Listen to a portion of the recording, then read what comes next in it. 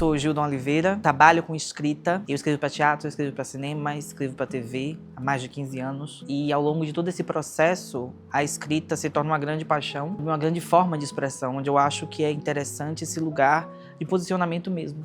Daquilo que você acredita enquanto artista, daquilo que você quer provocar enquanto reflexão para uma sociedade, levantar alguns questionamentos. Minha professora Cleise Mendes, ela diz que eu sou um escritor quanto mais, que eu sou viciado em escrita.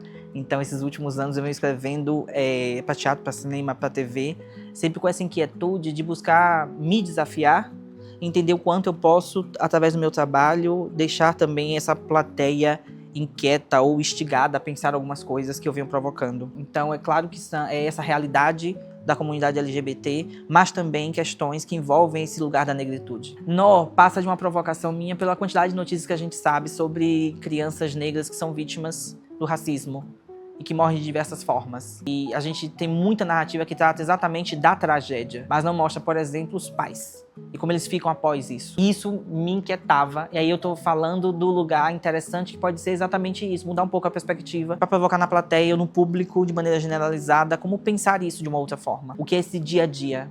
Que precisa existir duas pessoas negras, como é que elas vão entender que a vida delas se modifica para sempre e como continuar, apesar de todo esse pesar.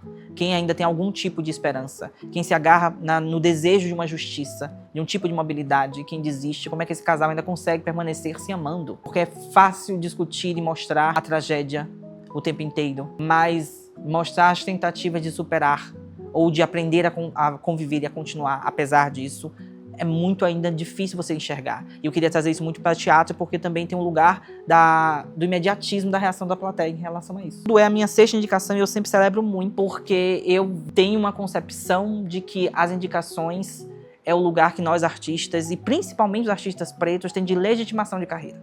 Nesse campo que a gente atua, é entender que a gente está com muitas coisas acontecendo ao mesmo tempo. E as indicações, elas se tornam fundamentais, às vezes mais fundamental do que a própria premiação. Então, pra gente que é negro e sabemos todas as dificuldades que a gente tem em relação a isso, não é aqui uma questão de oportunidade, e sim de visibilidade. Então, quanto mais artistas negros dentro da área da dramaturgia são apontados com um trabalho interessante, indicados, significa que ele vai se tornar referência para outros e a rede se aumenta. E vai ter mais gente entendendo que Gildon pode escrever, que Mônica Santana pode escrever, que venha mais gente escrevendo, porque é possível. E isso para mim é muito bom. Quando eu abro uma lista e me começam a mandar mensagem dizendo mais uma indicação, eu digo sempre que venha mais uma e que venha mais uma com mais gente.